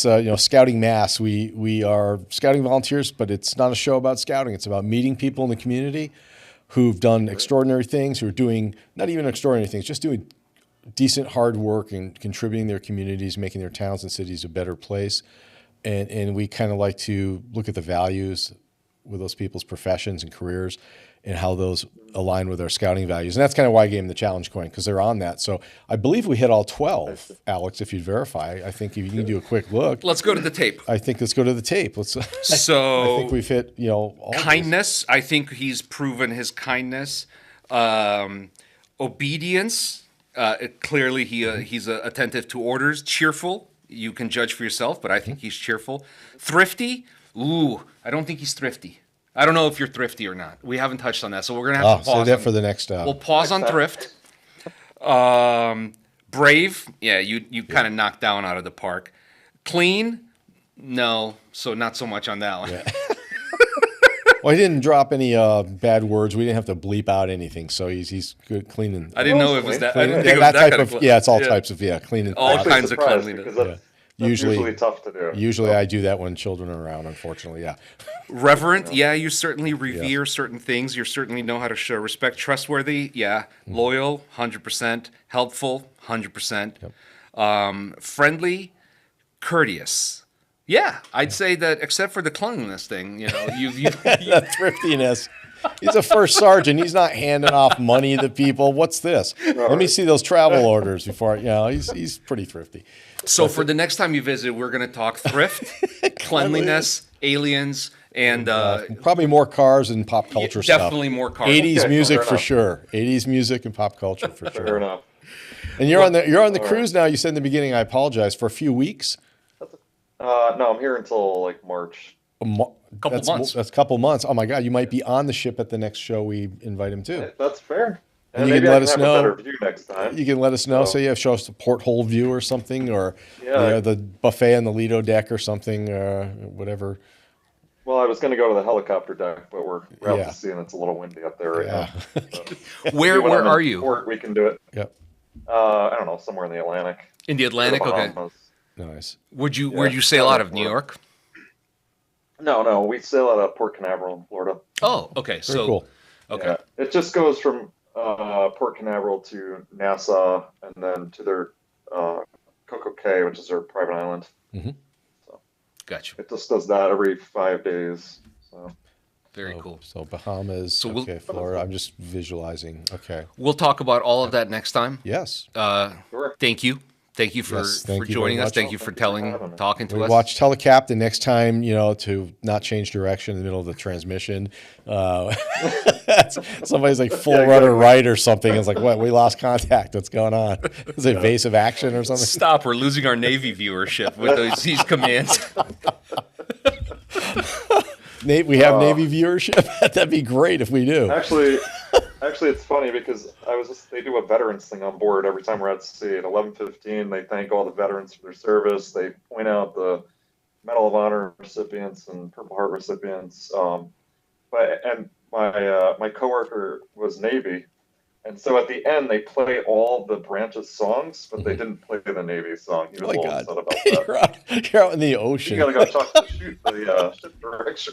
Yeah, Julie McCoy. Or Did you whatever, have to yeah. diffuse that situation? Did they kind of like, oh my God, where's the A little Navy bit, I'm song? like, Yeah. well, at least they played the Air Force song. Yeah. That's all they were. You got two. You got two. I know. I get the Army and the Air Force. I had that happen at a couple community events of groups I belong to. They do that every March or every November rather at a dinner. And they, stand up in your songs and people are looking at me. I'm up twice. Like what? Well, it's funny too. They had they were calling out each branch. They're like, "Who's here from the Air Force?" And we all say, and of course the Marines got to be the Semper Fi, But then they called out Space Force, and nobody answered. I was like, okay. It's in, Not too many of them yet. Yeah, they're in orbit or something. Yeah. Oh my They're in gosh, that's orbit. awesome. All right, Peter, take us home. Thank you, Adam. We'll see you. Hopefully, you. maybe we'll see you again while you're on this cruise if we can make it I hope so. happen. I look forward to it. All right, us too. Absolutely. Sounds good. All right. Good night, everyone. All right.